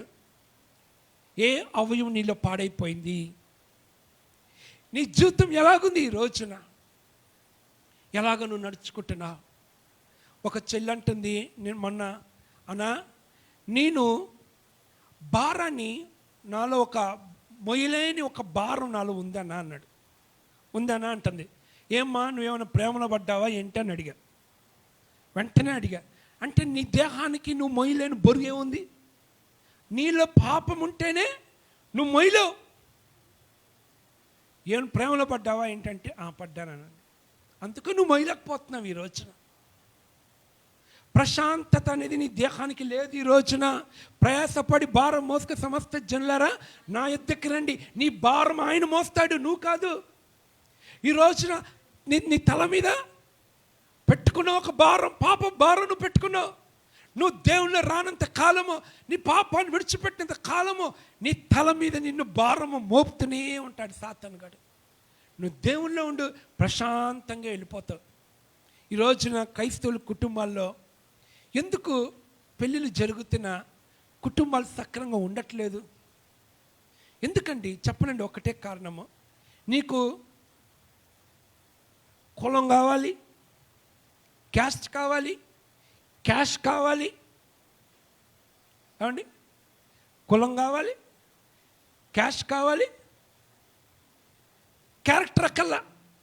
క్యారెక్టర్ అనేది వాడు ఎట్టగున్నా అక్కర్లేదండి. అందం కావాలి, కులం కావాలి, డబ్బు కావాలి. ఏమండి వాడి క్యారెక్టర్ కాస్త మందు తాగుతాడండి. అప్పుడు పర్వాలేదండి మేము మార్చేసుకుంటాంలే, ఏముంది మార్చేసుకుంటాం. ఈ రోజున క్రైస్తవులు ఈ రోజున కులం నీలో ఇంకా చావలేదండి. మా కులస్తులు ఎవరు ఉన్నారా? 2-3 వ్యక్తులు ఉన్నారా? ఏంటండి ఇది? ఎవరికిచ్చి నువ్వు పెళ్లి చేస్తున్నావు నీ బిడ్డల్ని? కులం నీలో చచ్చిపోకపోతే నీకు పరలోకం లేదు. కులం తీసుకున్న నరకానికి వెళ్తావు, కులం చూస్తున్న నరకం చూస్తున్న కట్నం తీసుకున్న నరకానికి వెళ్తావు, అందం చూస్తున్న నరకానికి వెళ్తావు. గుర్తుపెట్టుకోండి. పరలోక రాజ్యం ఊరికినే ఉందే ఏంటంది అక్కడ ఊరికి నేను రాగానే టక్కుమని ఇచ్చేస్తాడు ఏందేమన్నా? ప్రభు కోసం నువ్వు త్యాగం చేయాలి. నీ కులాన్ని విడిచిపెట్టు. నీ సేవకుడు మీకు పెళ్ళిళ్ళు చేస్తున్నాడా? లేకపోతే మీకు మీరు సెట్ చేసుకొని, ఏమండి మీకుగా మీరు సెట్ చేసేసుకొని అయ్యగారికి వచ్చి డేట్ చెప్పి పలానా డేట్లో పెట్టండి అయ్యగారు ఇచ్చి చదువు, పత్రిక ఇచ్చి చదువు, 3 సార్లు చదవాలి మళ్ళీ ఆ పెళ్ళికి. ఎవరిని అబ్జెక్షన్స్ ఇంకెందుకు అబ్జెక్షన్ ఉంటాయండి? కట్నం ఇచ్చారు, ఎవరైనా చెప్తాడా? కులం సెట్ అయింది, కట్నం సెట్ అయింది, రంగు అయింది, ఎవరు లెగ్గుతాడు? చెయ్యి చెప్తాడు? నువ్వు చదివే ప్రకటన దేవుడు అంగీకరిస్తున్నాడా? ఇక్కడ కూర్చున్న మీరు ఎవరు చెయ్యి ఎత్తకపోవచ్చు, కానీ దేవుడు ఎత్తుతాడు చెయ్యిలాగా. ఇది నా చిత్తం కాదని గుర్తుపెట్టుకో. హల్లెలూయా. ఇక్కడ పరిశుద్ధాత్ముడు సంచరిస్తున్నాడు. జాగ్రత్త. నువ్వు పత్రిక, పెళ్లి ప్రకటన పత్రిక చదువుతున్నావు అంటే అది దేవుని చిత్త ప్రకారంగా ఉందా? ఇక్కడ మీరు ఎవరు ఎత్తకపోవచ్చు, ఆయన ఎత్తుతాడు. ఇది నాకు సంబంధం లేదు అంటాడు దేవుడు. దేవుని చిత్త ప్రకారంగా నీ సేవకుడు చెప్పిన ప్రకారంగా జరిగితేనే, నీ సేవకుడు ఎవరిని తీసుకొచ్చినా, వాళ్ళు ఏ కులస్తులైనా ఎవరైనా, ఈ వ్యక్తి నాకు చూపించాడమ్మా నువ్వు చేసుకోవాలి అంతే. అడుకుంటాడు కానీ గుడ్డోడు కానీ ఎవడైనా నీ సేవకుడు చెప్పినట్టుగా జరిగితేనే, ఆయన ఎవరిని తీసుకొచ్చిన ఇదిగో ఇతన్నే నువ్వు చేసుకోవాలి అని అంటే అప్పుడే నీకు దేవుళ్ళకి అక్కడ పరలోకం అండి. ఆలోచించుకో. ఇక్కడ ఎవరు ఎత్తట్లా, ఆయన ఎత్తేసాడు చెయ్యి, ఇది నాకు సంబంధం లేదు ఈ పెళ్ళికి. ఈరోజు నీ భక్తి ఎలాగ నువ్వు జీవిస్తున్నావు? నువ్వు అవిశ్వాసానికి జోడేంటి? ఈడేమో మారు మనసు పొందుంటాడు, ఆమెమో రక్షణ లేనిది. ఎందుకు పడిపోయారు? డబ్బు. వాడు బాప్టిజం తీసుకున్నాడా? ఆమె బాప్టిజం తీసుకుందా? లేదు. వాళ్ళు గుడికే రారు. చూస్తా చేసుకుంటా పో. తర్వాత బోర్ వెంటనే జరగకపోవచ్చు. ఏది కూడా అండి, కొంత సమయం పట్టిద్ది, కొంత సమయం పట్టిద్దండి. దానికి తగ్గిన మనకి ప్రతిఫలం సాతాను గాడు నీకు చూపిస్తాడు. దేవుడైతే నేను ఏడిపించాలని ఇష్టం ఉండదండి. ఆయన ఉద్దేశపూర్వకంగా నరులను ఎవరిని కూడా ఆయన ఏడిపించడు అని బైబిల్లో ఉంది. మనకి మనమే చేసుకొని, మనకి మనమే తప్పు చేసి ఒక రోజున కన్నీరు కార్చాల్సి వస్తుంది. అవిశ్వాసులతో విశ్వాసకి జోడేంటి? ఈ రోజున ఎలాగ మనం జీవిస్తున్నామండి? ఈరోజు నీ స్నేహితులు ఎలాగున్నారు? నేను దేవుడు లోకానికి వేరుపరిచాడు. నువ్వు ప్రభుకి నువ్వు ఒక వెలుగుగా ఉన్నావా ఈ లోకంలో? యేసేపు ఐగుప్తు దేశాన్ని మొత్తానికి ఒక వెలుగుగా ఉంచాడండి దేవుడు. దానియేలు బబులోను పట్టణానికి ఒక వెలుగుగా ఉంచాడు. నన్ను దేవుడు ఎందుకు రక్షించాడు అంటే, ఈ విజయవాడ పట్టణానికి, కృష్ణా జిల్లాకి నన్ను వెలుగుగా ఉండాలని. నువ్వు ఉద్యోగంలో ఒక వెలుగుగా ఉండాలి, నీ ఇంట్లో ఒక వెలుగుగా ఉండాలి. ఎక్కడికి వెళ్తున్నా ఆ వెలుగును తీసుకొని వెళ్తూ ఉండాలి. అది దేవుని చిత్తమ్మా. నీ స్నేహం ఎవరితో, నీ ఫ్రెండ్షిప్ ఎవరితో? గంటల తరబడి ఫోన్లో గడుపుతున్నావు, ఇంకా గేమ్స్ ఆడుకుంటా, చాటింగ్ చేసుకుంటా, ఫేస్బుక్ చూసుకుంటా గంటల తరబడి అలాగ టైం పాస్ చేసేస్తున్నావు మనం ఈ రోజున. నేను దేవుడు లోకం నుంచి వేరుపరిచిన దేవుడు మరి నీ క్రియలు ఎలాగున్నాయి? ఒకప్పుడు విడిచిపెట్టావు, మళ్ళీ అదే స్థితిలోకి పరిగెడుతున్నావా? అదే స్థితిలోకి నువ్వు పరిగెడుతున్నారా ఈ రోజున? ఈ రోజున దేవుడు నన్ను వేరుపరిచాడు. ఈరోజు ప్రభు మళ్ళీ నీకు నాకు ఒక తరుణం ఇస్తున్నాడు వేరు చేస్తానికి. నీకు నాకు దేవుడు ఒక సహాయం అందిస్తున్నాడు సరి చేసుకోవటానికి, పరిశుద్ధపరచుకోవటానికి. ఈరోజు ఎక్కడ ఎలక్షన్స్ చూసినా డబ్బు, పంచాయతీ ఎలక్షన్స్కి ₹1,00,00,000 ఖర్చు పెడుతున్నారండి. ప్రిస్టేజ్గా. ఎంత దారుణం అండి. ఈ రోజున వాళ్ళు ఎవరు నిలబెట్టారు? దేవుడా? మనుషులు వాళ్ళని ఎన్నుకున్నారు.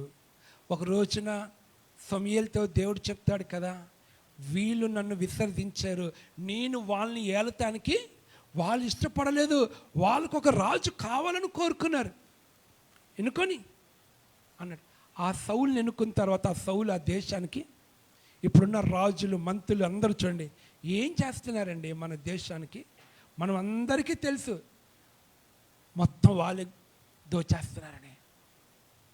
ఈరోజు నువ్వు నీ స్నేహం ఎవరితో, నీ ఫ్రెండ్షిప్ ఎవరితో కలిసి భోజనం చేస్తున్నావు, ఎవరితో కలిసి తింటున్నావు, ఎవరితో కలిసి నడుస్తున్నావు, ఎవరితో కలిసి కాలేజీకి వెళ్తున్నావు, అక్కడ ఎవరితో కూర్చుంటున్నావు, ఎవరితో మాట్లాడుతున్నావు, నీ ఉద్యోగంలో ఎలాగున్నావు నువ్వు? వెలుగుకి చీకటికి పొత్తు లేదు. నువ్వు వెలుగై ఉన్నావు, జాగ్రత్తగా ఉండవు. ఈరోజు నీ బలహీనతలు విడిచిపెట్టుకుంటావా? సరిచేసుకుందామా మన జీవితాన్ని? ఈరోజు పరిశుద్ధపరచుకుందామా మనం? ఆయన కృపను కోరుకొని మనం దేవుని సన్నిధిలో నిలబడదాం. ఎందుకంటే రేపటి దినం మంది కాదు. ఈ ఫిబ్రవరి నెలంతా దేవుడు కాపాడాడు. ఈ 28 దినాలు మనము దేవుని ఎన్ని మార్లు దుఃఖపెట్టాం, ఎన్ని మార్లు గాయపరిచాం. సరిచేసుకుందాం. ప్రభా, నన్ను వేరుపరిచావు, నీకోసం నేను బతకాలయ్యా, నీ ప్రేమను కలిగి ఉండాలయ్యా. నేను బూతు మాటలు, పోకిరి మాటలు, సరశక్తులు, జోకులు వేస్తారు చూసారా, కామెంట్స్ చేస్తారు, ఈ వ్యక్తిని ఆ వ్యక్తిని ఏడిపిస్తారు. సరదా కూర్చుని ముగ్గురు కూర్చున్నారు అనుకోనండి, పిచ్చి పిచ్చి జోకులు వేసి నవ్వుతూ ఉంటారు. వాళ్ళ మధ్యలోకి దేవుని ఒక ఉగ్రతే వస్తుంది. వాళ్ళ మధ్యలో కూర్చున్నామంటే ఏ వ్యక్తినైనా కామెంట్ చేసినా, ఏ వ్యక్తినైనా మనం ఏడిపించినా, ఏ వ్యక్తి గురించి చెడు మాట్లాడినా వాళ్ళ మీదకి దేవుని ఒక ఉగ్రత వస్తుంది. చాలా ఎంతమంది నువ్వు ఏడిపించావు, ఎంతమంది నువ్వు బాధపెట్టావు నీ మాటల ద్వారా, ఎంతమంది నువ్వు దూషించావు. ఈ రోజున సరి చేసుకుందాం, దేవుని సన్నిధిలో ప్రార్థన చేసుకుందాం, దేవుని కృపను కోరుకుందాం. దేవుడు చూడండి, ఒక్కటే గుర్తుపెట్టుకోండి, దేవుడు మీకోసం ఉద్యోగాలు సిద్ధపరిచాడు. దేవుడు మీకోసం ఒక మంచి వ్యక్తిని సిద్ధపరిచాడు. మీకు అన్ని విషయములు విడిపిస్తానికి దేవుడు సిద్ధంగా ఉన్నాడండి. ఆయనకి అసాధ్యమైంది ఏది లేదంతే. నీకు ఇవ్వకపోతే ఉద్యోగం ఇంకెవరికి ఇస్తాడండి? నీకు ఇవ్వకపోతే ఎందుకు ఇస్తాడు ఉద్యోగం? నీకు పెళ్లి చేయలేడు దేవుడు? ఇజ్రాయేలుకి నేను తండ్రిని కానా అంటున్నాడు. సృష్టికర్తని దేవుడు ప్రశ్నిస్తున్నాడు, నేను నీకు సహాయం చేయలేనా? నీకు నేను ఉద్యోగం ఇవ్వలేనా? నీకు నేను ఆరోగ్యం ఇవ్వలేనా? నేను నీ కుటుంబాన్ని పైకి తీసుకొని రాలేనా? నీ కుటుంబంలో అప్పుల నుంచి విడిపించలేనా? నీ కుటుంబానికి నేను ఏం చేయలేనో చెప్పు అంటున్నాడు దేవుడు. కానీ నువ్వేం చేస్తావు దేవుడికి? ఆయన ఈరోజు సిద్ధంగా ఉన్నాడు నీ కోసం. ఈరోజు నువ్వు ఎలాగొచ్చావో అలా తిరిగి వెళ్తానికి ఇష్టపడట్లేదు మీరు. దేవుడు మిమ్మల్ని అందరినీ దీవించాలని దేవుడు ఒక్కటే కోరుకుంటున్నాడు. ప్రభా, నేను పాపినయ్యా, నువ్వు నన్ను వేరుపరచావు, కానీ మళ్ళీ నేను లోకంలోకి వెళ్ళిపోయా, నన్ను క్షమించయ్యా, నా జీవితాన్ని కట్టు ప్రభా, నా చెయ్యి పట్టుకో. ఈ లోకంలో నిన్ను అందరూ మంచోళ్ళని చెయ్యిలాగా ఎత్తుతాడు. వీలు కాదు, మనం కాదు ఎత్తాల్సింది, ఆయన ఎత్తాలి నీ గురించి. ఓ ఇతను రైట్ పర్సన్ అని. అందుకని ఆయన ఎదుట నువ్వు నేను నిలబడాలి. రేపు దేవుని ఎదుట నిలబడాలి నువ్వు నేను. అందుకని సరి చేసుకుందాం. ఓటేయండి, తప్పులేదు. మీకు ఇష్టమైన వాళ్ళకి వెళ్ళి ఓటేయండి, కానీ రూపాయి తీసుకోవద్దు, అమ్మేసుకోవద్దు, అమ్ముకోవద్దు.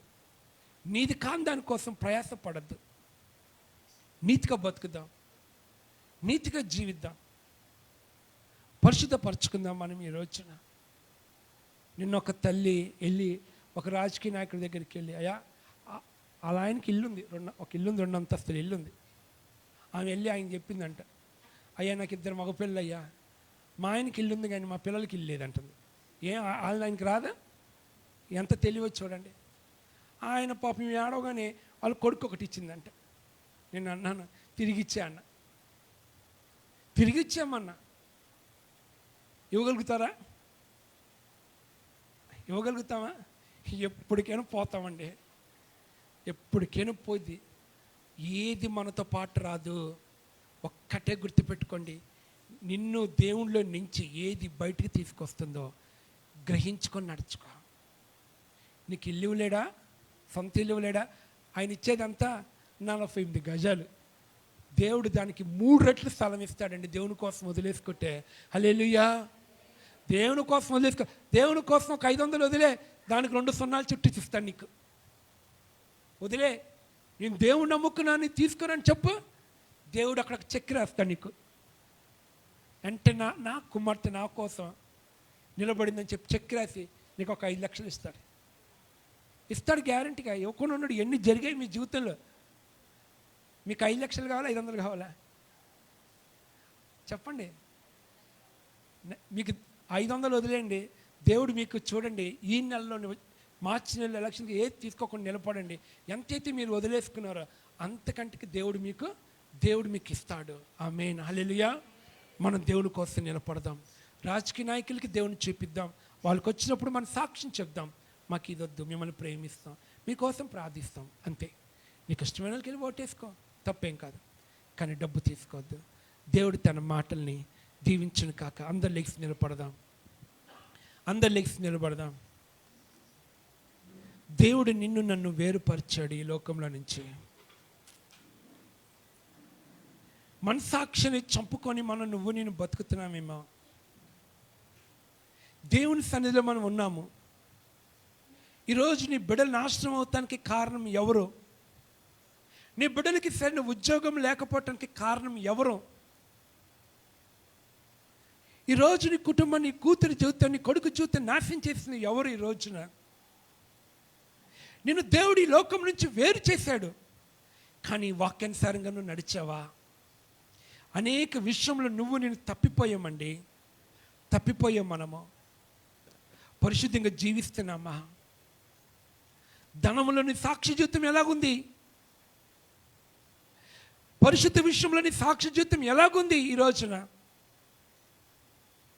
అడుగుదాం. నోరు తెరవండి. హృదయం కఠినం చేసుకోవద్దు. ప్రభువా నన్ను క్షమించండి అయ్యా అని అడగండి. ప్రభుని అడుగుదాము.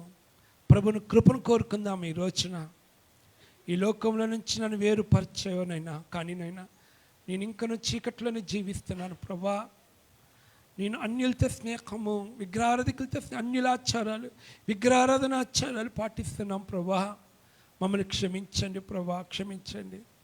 అన్యుల ఆచారం అంటే విగ్రహాలకి వెళ్ళి గుళ్ళకి వెళ్ళటమే కాదండి. ఈరోజు నువ్వు 11 డేస్లో నువ్వు పెళ్లి చేసుకోగలుగుతావా? 11 డేస్లో దేవుని మంచి కార్యాలు నువ్వు జరిపించగలుగుతావా? శ్రమకాలం అంట. ఏంటండి ఇది? ఎక్కడ లేని మనం పెట్టుకున్నాం. బైబిల్ చెప్తుంది కదా, ఒకటి తీసివేసినా ఒకటి యాడ్ చేసినా మన మీదకి ఒక ఉగ్రత వస్తుంది. అంటే ఈ 40 దినాలు మనం జ్ఞాపకం చేసుకోవటం తప్పు కాదు. ఉపవాసం ఉండి ప్రార్థించటం తప్పు కాదు. అది ఆచారంగా తీసుకోవద్దు. ఆ దినాల్లో పెళ్ళిళ్ళు చేసుకోకూడదు, ఎక్కడికి వెళ్ళకూడదు, నీసు తినకూడదు, కాలికి చెప్పులు వేసుకోకూడదు, గడ్డాలు పెంచుకోవాలి. ఇవన్నీ ఆచారం అన్నట్టు. ఇలాంటి మనం చేయకూడదని దేవుడు చెప్తున్నాడు. ఈ రోజున పరిశుద్ధపరచుకుందాం. ఈ రోజున మనం సరి చేసుకుందాం. ప్రతి ఒక్క పాపాన్ని ఈ రోజున విడిచిపెడదాం. ఈ రోజున ఆయన రక్తంతో కడుక్కుందాం. ఈ రోజున పరిశుద్ధాత్మ దేవుడు ఇక్కడ సంచరిస్తున్నాడమ్మా. దేవుని కృప ఇక్కడ సంచరించడం నేను చూస్తున్నాను. ఆయన వెలుగు ఇక్కడ సంచరించడం నేను ఇక్కడ చూస్తున్నాను. ఆయన మహిమను ఇక్కడ సంచరించడం నేను చూస్తున్నాను. అడుగుదాం దేవుణ్ణి. విడుదల పొందుకుందాము.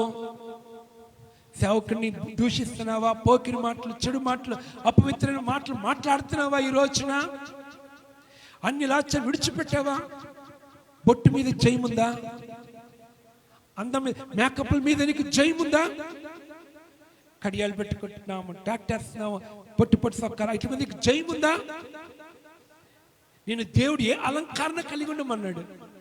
ఏ అలంకరణ మనం ధరించుకుంటున్నాము? దేవుని పోలికంట మంది. ఆ పోలిక ఇంకేమైనా అవసరం ఉందా? వేరొక అందము కోసమే సాతానుగాడు ఏం చెప్పాడండి అవ్వమ్మతో? ఈ పండు తింటే నువ్వు దేవదూతలాగా ఉంటావు అని చెప్పాడు. ఈ క్రీమ్ రాసుకుంటే ఇంకా అందంగా ఉంటావు, ఇది రాసుకుంటే ఇంకా బాగుంటావు. అది సాతాను స్వరము. ఈరోజు నువ్వు దేనికి లోబడి నువ్వు పరిగెడుతున్నావు? ఈ రోజున నువ్వు వేరుపరిచాడు దేవుడు. ఇంకా గోరింటాకులు వేసుకుంటాం, ఇంకా నెయిల్ పాలిష్ వేసుకుంటాం. ఈ దేహాన్ని దేవుని ఆలయము.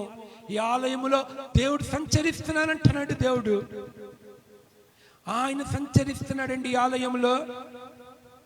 అడుగుదాం, దేవుణ్ణి సరి చేసుకుందాం, పరిశుద్ధపరచుకుందాం దేవుణ్ణి.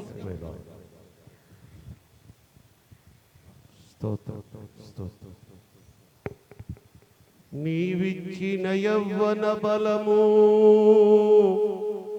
నిర్వీర్యము కాకముందే నాకున్న సంపదలన్నీ రెక్కలొచ్చిపోకముందే వాడుకో యేసయ్యా నీ కాడి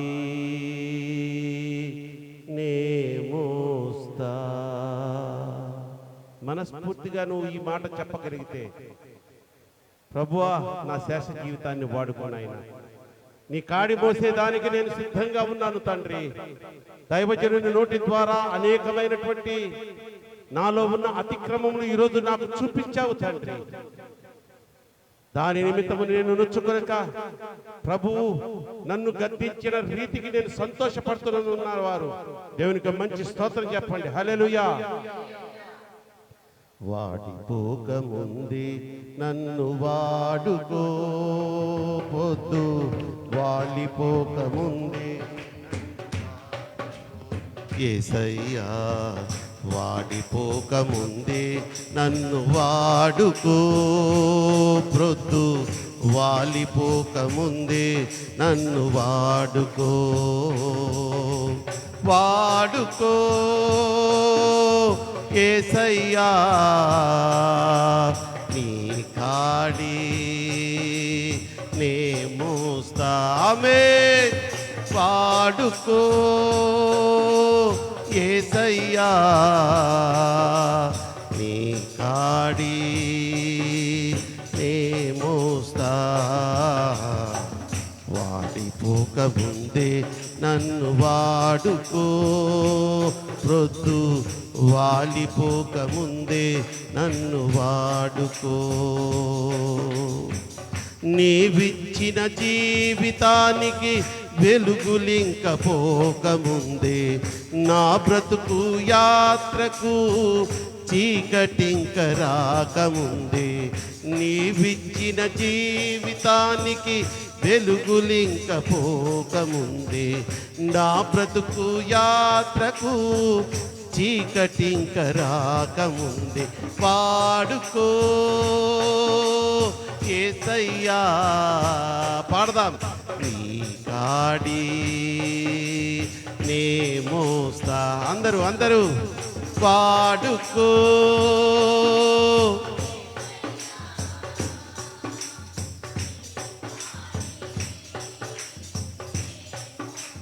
మరొక్కసారి వాడుకో యేసయ్యా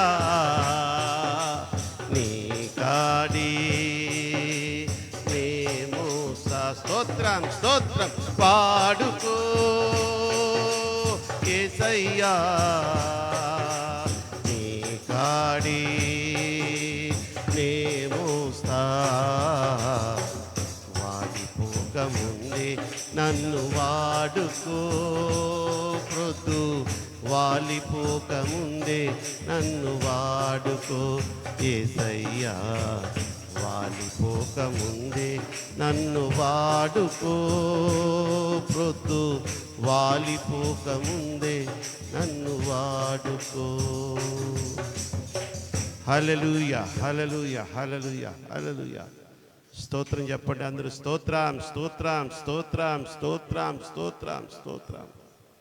కనికర పూర్ణుడా, కృపగల దేవా, నాయనా ఈ ఫిబ్రవరి మాసంలోని చివరి పునరుత్థాన దినపారాధనలో మీరు మాతో ఉన్నందుకు స్తోత్రాలు చెల్లిస్తున్నాం. దైవజనునిలో ఉన్నందుకు స్తోత్రాలు.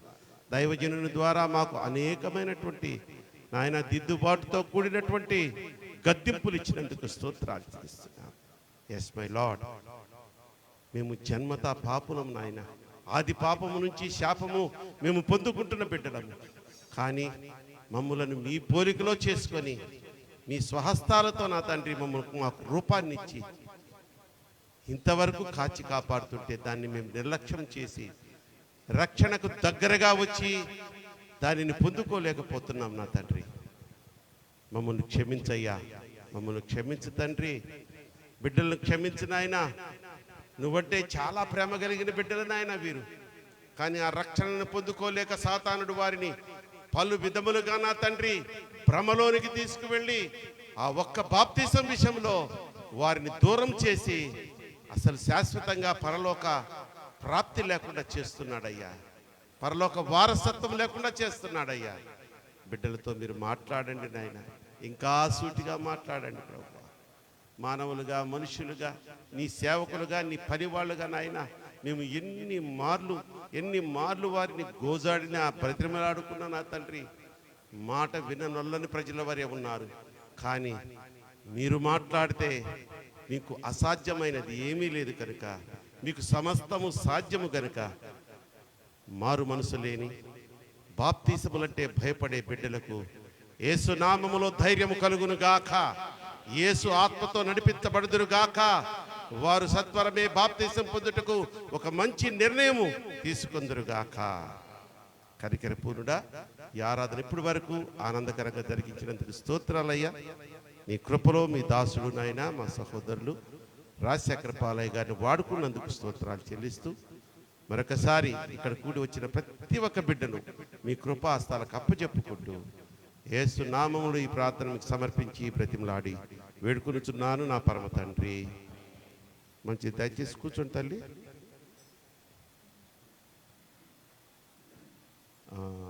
ప్రాముఖ్యమైన ప్రకటన. నిన్నటి దినాన మరి ఈ షెడ్ నిర్మాణం గురించి ఒక ఆయన కాంట్రాక్టర్ అనకూడదు, ఆయన పెద్ద దైవజనుడు, ఆయనకు 5 సంఘాలు ఉన్నాయి. కానీ 30 సంవత్సరాలుగా ఆయన ఆ షెడ్స్ నిర్మించే పనిలో బాగా ఆరితేరిన వ్యక్తి. ఆయన నాకు స్నేహితుడే కాకుండా ఈ బైబిల్ ట్రైనింగ్ కాలేజీలో నా కో స్టూడెంట్. ఆయన పేరు చిన్ని అంటాం మేము. ఆయన రావడం, ఆయనతో ఒక ఒప్పందం కుదరడం, ఇంతవరకు మేము ఇవ్వగలము. 2,60,000 లాస్ట్ టైం చెప్పాను నేను. 2,60,000కి ఆ డీల్ కుదిరింది. మరి చక్కగా నిన్న ఈవినింగ్ 1,00,000 రూపాయలు ఆయనకి అడ్వాన్స్ ఇవ్వడం జరిగింది.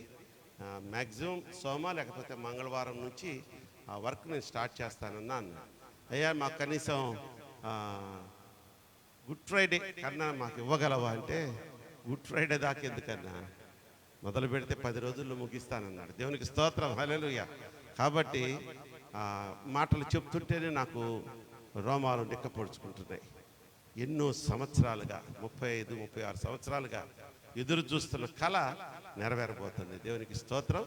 ఇది కేవలం దేవుని యొక్క అద్వితీయమైనటువంటి ఆ కృప, ఆ నడిపింపు, ఆ ఆశీర్వాదం. దేవునికి స్తోత్రం. మంచిది. ఈ సమయంలో మరి కృతజ్ఞత కానుకలు సమర్పించుకుని వారు ఎవరైనా ఉన్నట్లయితే సిద్ధపడి వచ్చిన వారు దయచేసి ముందుకు రండి.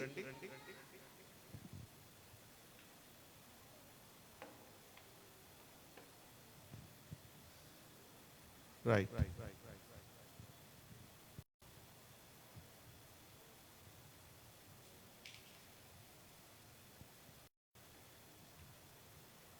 మంచిది. ప్రార్థన చేసుకుందాం.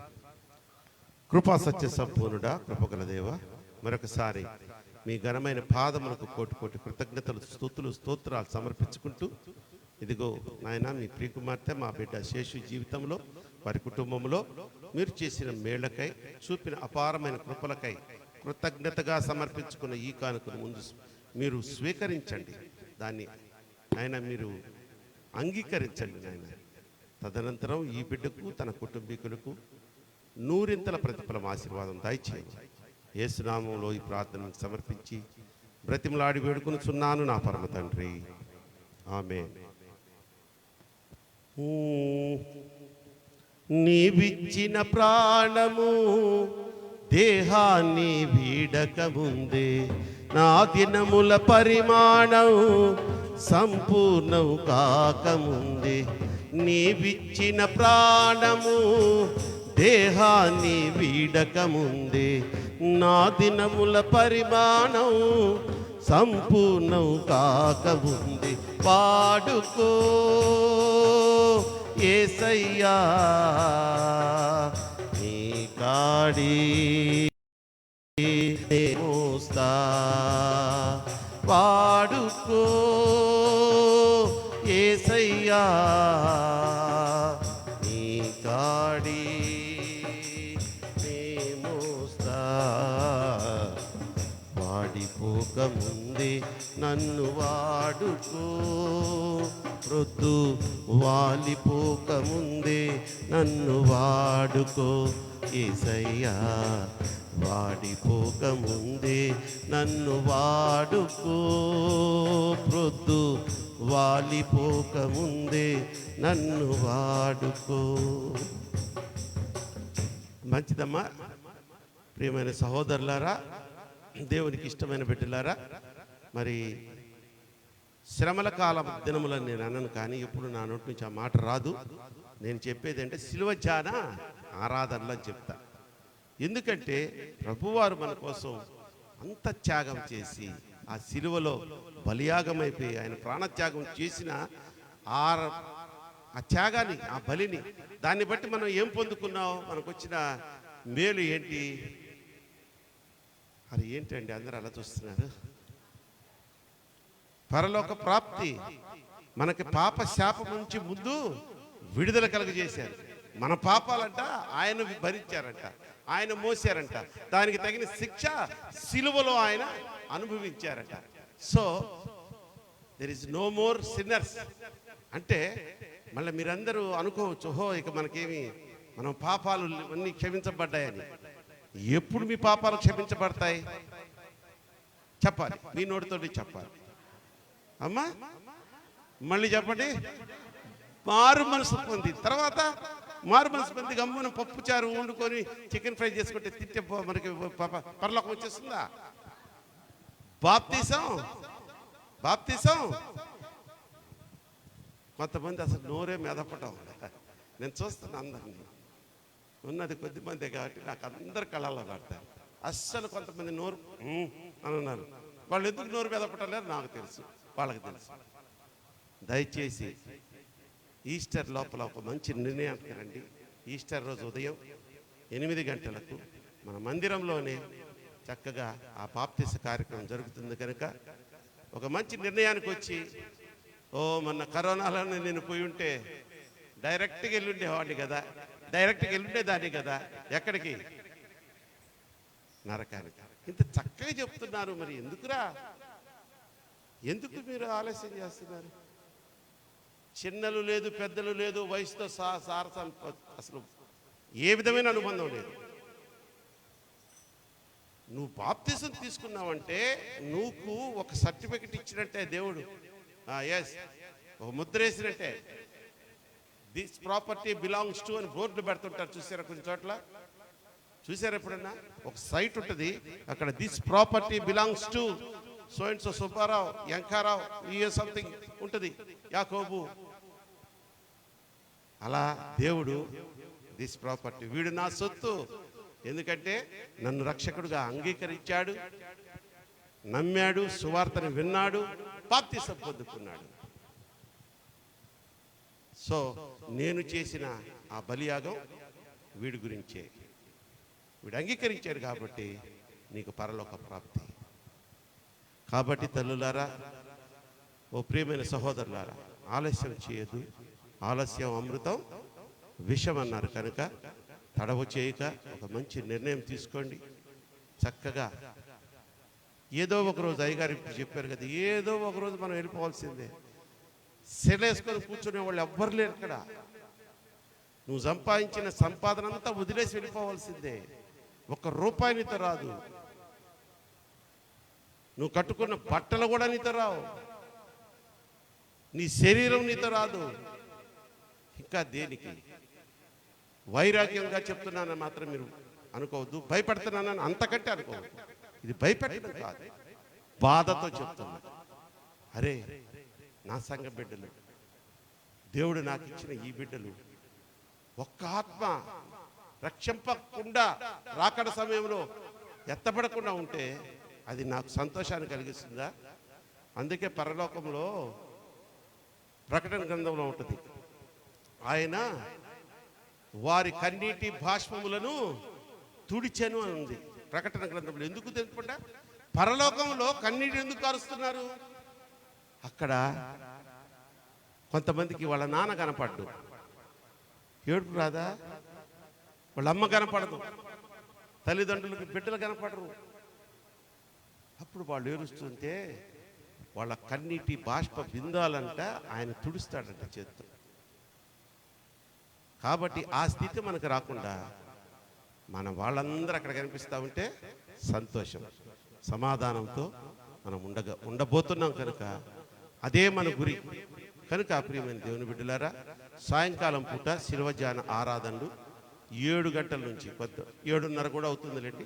7:30 నుంచి ఖచ్చితంగా 9 గంటలకల్లా మేము ముగించేస్తున్నాం. ఆ స్నాక్స్ ఏదో తెస్తున్నారు, రోజు పలహారం పెడుతున్నారు కాబట్టి ఒక 10-15 నిమిషాలు ఆలస్యం అవుతుంది దానివల్ల.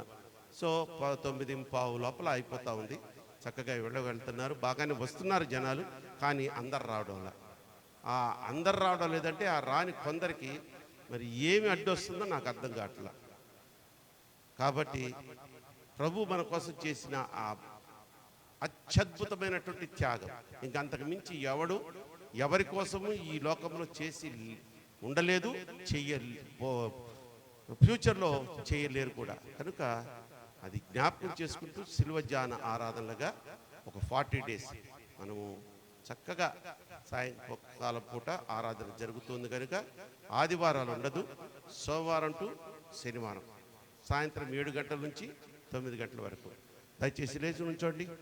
చివరి ప్రార్థన ఆశీర్వాదంతో ఈ సన్నిధి నుంచి ఈ మాసాంతరం ఇది, ఈ మాసంలో చివరి ఆరాధన మరలా రాబో మార్చి నెలలో మొదటి ఆదివారం 7వ తారీఖు వచ్చింది అనుకుంటా బల్ల ఉంటుంది.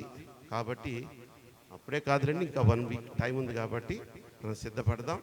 ఈ లోపల నేను చెప్పిన మాటలు కానీ అయ్యగారు చెప్పిన వాక్యం కానీ మీ హృదయాల్లో నిజంగా ఫలిస్తే బాప్తీసాలు తీసుకునే దానికి సిద్ధపడండి. తలలు వంచండి, ప్రార్థన చేసుకుందాం. కనికరపూర్ణుడా, కృపా సత్య సంపూర్ణుడయ్యా, మమ్మల్ని మిక్కిలిగా ప్రేమిస్తూ నాయనా మాకు మీ కనికరము, మీ కృప, మీ కాపుదలను అనుగ్రహిస్తూ భయంకరమైన కరోనా పరిస్థితుల్లో మరణానికి మమ్మల్ని అప్పచెప్పక, కనీసము ఏ విధమైనటువంటి శారీరక బలహీనతలకు ఆ సమయంలో మమ్మల్ని గురి చేయక మీ కన్ను దృష్టిని మా మీదే ఉంచి ఇప్పటి వరకు సజీవులుగా ఉంచిన గొప్ప దేవా నీకు స్తోత్రాలు చెల్లిస్తున్నానయ్యా. Yes my lord. ఎందుకో రైల్వే క్రిస్టియన్ సమాజం అనే ఈ మందిరములో నాటబడిన బిడ్డలు వారి కుటుంబములన్నా మీకు ఎంతో ఇష్టమై ఉన్నారు కనుక నాయనా ఈ సన్నిధిలో కన్నీరు కార్చి చేసిన ప్రార్థన కానీ నీకు మొరబెట్టిన ప్రతి విజ్ఞాపనకు సమాధానం ఇస్తూ బిడ్డలతో మీరు మాట్లాడుతున్నందుకు స్తోత్రాలు చెల్లిస్తున్నాను. అయినా ఫిబ్రవరి మాసంలో చివరి పునరుద్ధాన దినపు ఆరాధనలో మీరు మాతో ఉన్నందుకు మమ్మల్ని నీ వాక్యము ద్వారా హెచ్చరించి శుద్ధీకరించి నా తండ్రి మమ్మల్ని బలపరిచినందుకు స్తోత్రాలు. ఆయుధముగా వాడుకున్న మీ యొక్క దీన దాసుడు మా సహోదరునైనా మరి మీ పరిచారికుడు నా తండ్రి, దైవ సేవకుడు, దైవజనుడు కూడా నా తండ్రి. Yes my lord, yes my lord. అద్భుతమైనటువంటి కృపా వరాలతో అభిషేకించబడినటువంటి మీ కుమారుడు రాజశేఖర్ పాలయ్య గారి ద్వారా మీరు మాకు ఇచ్చిన ఆ అద్భుతమైనటువంటి ఉద్దేశపూరితమైనటువంటి ఆ యొక్క ఉపమానములతో కూడినటువంటి సందేశాన్ని బట్టి ఎంత నా తండ్రి మీకు కృతజ్ఞతలు తెలియజేసుకున్నా అది మా తనివి తీరదు నాయన. Yes my lord. ఆ బిడ్డను తను చేయుచున్న ఉద్యోగాన్ని, తన భార్యా బిడ్డలను, అలాగే ప్రతి నెల మంగళవారం 2వ మంగళవారం వారు జరిగించుతున్నటువంటి ఆ ఆరాధన పరిచర్యను దీవించి ఆశీర్వదించండి. అలాగే నా ప్రభువా కృతజ్ఞత కానుక సమర్పించుకున్న ప్రియ కుమార్తెను దీవించండి. సంఘ కానుకలు సమర్పించుకున్న బిడ్డలు వారి యొక్క కానుకలు అంగీకరించి నూరింతల ప్రతిఫలము, ఆశీర్వాదము వారికి దయచేయండి. అలాగే సోమవారం నుంచి శనివారం వరకు నా తండ్రి శిలువ ధ్యాన ఆరాధన జరుగుతూ ఉండగా కొంతమంది నిర్లక్ష్యంగా ఉంటున్నారు నా తండ్రి. వారితో మీరు మాట్లాడి వారు కూడా ఇక మిగిలిన 30 దినములు ఆ శిలువ ధ్యాన ఆరాధనలు ఉన్నాయి నాయన, వాటిలో పాలు పంచుకొని ఒక ప్రత్యేకమైనటువంటి అభిషేకపు ఆశీర్వాదం వారు పొందుకున్నటకు మీరే కృప చూపించమని వేడుకొంచున్నాను నాయన. మరి ఈ సమయంలో ఆన్లైన్లో ఈ ఆరాధనలో పాలు పంచుకున్న బిడ్డలందరినీ జ్ఞాపకం చేసుకురండి నాయన. ప్రతి ఒక్క బిడ్డకు నాయన మీ యొక్క కృప, మీ యొక్క కాపుదలను దయచేయండి. మరి నా సహోదరి, నా చెల్లి జయసుందరిని, తన కుమార్తెను, అల్లుడు గారిని, వారికి అనుగ్రహించిన ఏకైక సంతానము నాయన చరణ్ని కూడా దీవించండి. వారి అక్కర్లు తీర్చండి. ముఖ్యంగా వారికి కాపుదలను దయచేయండి. దీర్ఘాయుష్తోను మంచి ఆరోగ్యంతో వారందరినీ అభిషేకించండి నాయన. అలాగే నా తండ్రి సురక్షితంగా ఈ సన్నిధికి తీసుకుని వచ్చారు, సంతోషంగా తిరిగి వెళ్ళిపోతున్నాము నా తండ్రి. ప్రతి ఒక్క బిడ్డను క్షేమముగా వారి గృహాలకు చేర్చండి. అనారోగ్యములతో బాధపడుతున్న బిడ్డలు యేసు నామములో స్వస్థపరచబడుదురుగాక. ఆర్థిక ఇబ్బందుల్లో ఉన్న బిడ్డల యొక్క ఆ యొక్క స్థితి నుంచి వారు సమృద్ధిలోనికి మార్చబడుదురుగాక. యేసు నామములో ఈ కార్యములు జరుగునుగాక. నా ప్రభువా, నా దేవా, నా నోటి మాటలను, నా ఆశీర్వచనాలను నెరవేర్చి కార్యములు చేయమని నీ పాదాలు పట్టుకుని వేడుకొంచు. మా సమస్త పాపములు క్షమించి సకల దీవులతో నింపి నేటి దిన ఆశీర్వాదములతో మమ్మల్ని నింపి పంపమని మా ప్రభువును మీ ప్రియకుమారుడైన యేసుక్రీస్తు వారి నామంలో ఈ ప్రార్థన మీకు సమర్పించి ప్రతిమలాడి వేడుకొనుచున్నాను నా పరమ తండ్రి. పరలోకమందున్న మా తండ్రి, నీ నామం పరిశుద్ధపరచబడును గాక, నీ రాజ్యం వచ్చును గాక. మా దిన ఆహారం నేడు మాకు దాయిచ్చి, మా ఇళ్ళ అపరాధము చేసిన వారిని మేము క్షమించిన ప్రకారం మా అపరాధం క్షమించము. శోధనలోకి తేక దుష్టిని తప్పించము. రాజ్యము, శక్తి, మహిమ నిరంతరము నీవే ఉన్నావు మా పరమ తండ్రి. ఆమేన్. మన పరమ తండ్రి అయినటువంటి దేవుని ప్రేమయు, మన ప్రభువును ప్రియరక్షకుడైన యేసుక్రీస్తు వారి కృపయు, పరిశుద్ధాత్మ దేవుని అన్యోన్య సహవాసము ఈ ఆరాధనలో పాలు పంచుకున్న ప్రతి బిడ్డకును, ఆన్లైన్లో ఈ ఆరాధనలో పాలు పంచుకున్న ప్రతి కుటుంబమునకును, అలాగే రైల్వే క్రిస్టియన్ సమాజంలోని ప్రతి కుటుంబమునకును, ఈ దినము శుభవర్తమానం అందించిన దైవ సేవకునికి వారి కుటుంబములకును, సకల పరిశుద్ధులకును సదాకాలము తోడయుండును గాక. ఆశీర్వాదంబుల్ మా మీద వర్షింప చేయుమిశా, ఆశతో నమ్మియున్నాము నీ సత్య వాగ్దాతము. ఈ మాయి మీద కృమ్మరించుము దేవా, క్రమ్మర ప్రేమ వర్షంబు కృమ్మరించుము దేవా. ఆమేన్. ఆమేన్. అందరికి వందనాలు తల్లి.